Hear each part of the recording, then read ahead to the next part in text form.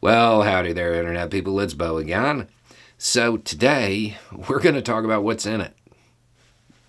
The Inflation Reduction Act. That is, at this point, it's as good as passed. It has to make it through the House, which it will, and then Biden has to sign it. There's a whole bunch of people that I have seen talking about this on social media, and they're going back and forth talking about whether it's good, it's bad, it's amazing, it's horrible. But all of the framing is about the political effects of it getting passed, not a whole lot about what's actually in it. So, a quick note on the political side. Yeah, this is a big deal for the Democratic Party. Getting this through is a big deal. This is not the FDR-style transformative legislation that the Biden administration said it wanted initially, but this also isn't small potatoes. So there's a lot of room between it doesn't matter and what was initially proposed. This is, parts of it are, whatever, parts of it are a big deal.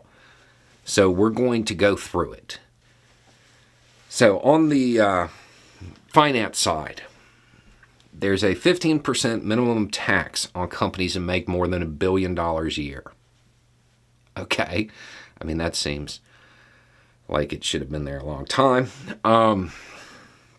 There's a 1% excise tax on stock buybacks. Sure, I get it, to set the tone, but at the end of the day, it's 1%. That's not going to be huge. Now, because this is something that everybody's fighting over, I went to the AP, Associated Press. According to the Associated Press, this does not raise taxes on people who make less than $400,000 a year. Okay.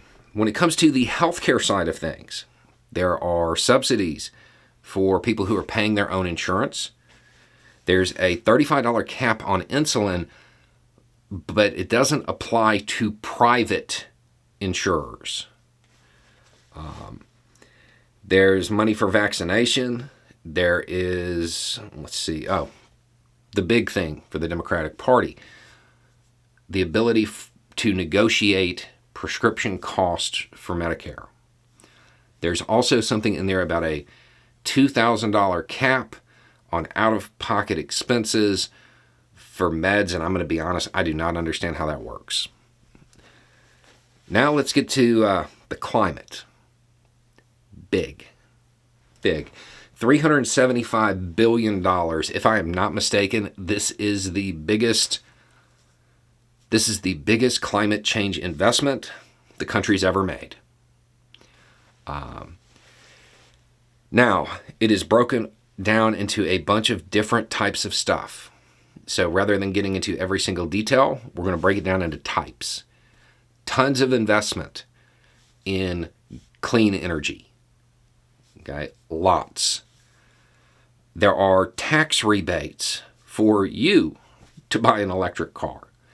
And the cool thing is, this applies to new and used cars, I think. There's money for carbon capture technology, which, if I've got that right, that's just money for Exxon. There are fees for excess methane emissions from oil and gas drilling. There's $4 billion to deal with the drought in the Southwest. Some of that money is actually conservation money for the Colorado River. Before anybody gets too excited about that, this is cool, but this is buying a Band-Aid. It's not fixing it.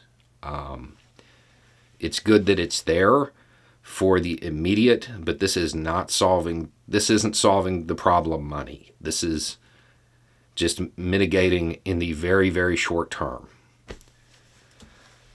Okay, so that's what's in it. Is there anything bad?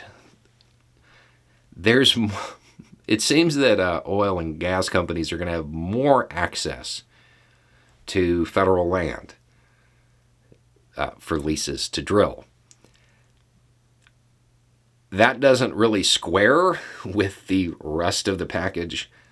That may have just been something that they had to throw in to get certain senators on board. There's a lot of stuff to counter that, and it doesn't seem too expansive. The general take from people who have looked at this is that it's going to have a massive impact on emissions and getting the United States to the goals that have been set. It isn't the transformative mobilization as far as the climate that we actually need, but it's a good start. I don't think you're going to see a lot of people complaining about this, except for the absolute doomers. I think most people are going to be pretty happy with that. The other stuff, it could be better, but from the Democratic side of the aisle, you're not going to see a lot of complaints. I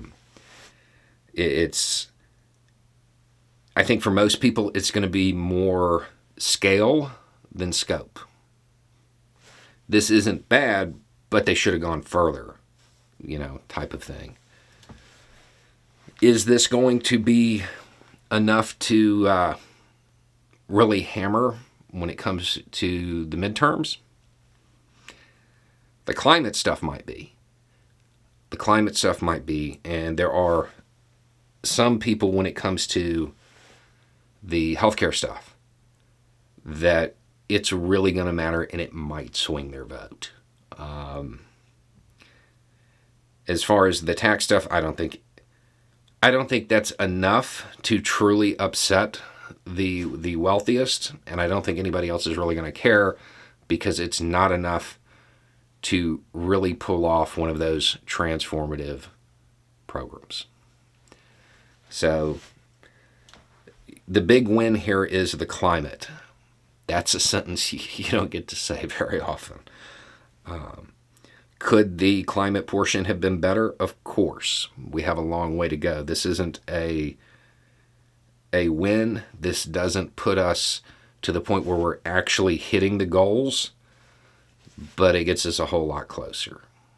And there will be more legislation to follow, I'm sure. Anyway, it's just a thought. Y'all have a good day.